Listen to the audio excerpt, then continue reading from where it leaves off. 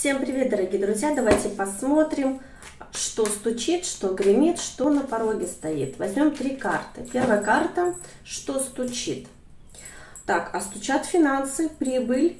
Возможно, это зарплата, выплаты какие-то, либо же какой-то второй источник дохода вас порадует.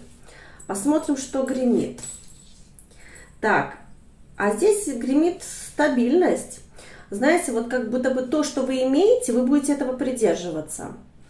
Это может касаться как финансов, так и отношений. Вы здесь будете спокойны.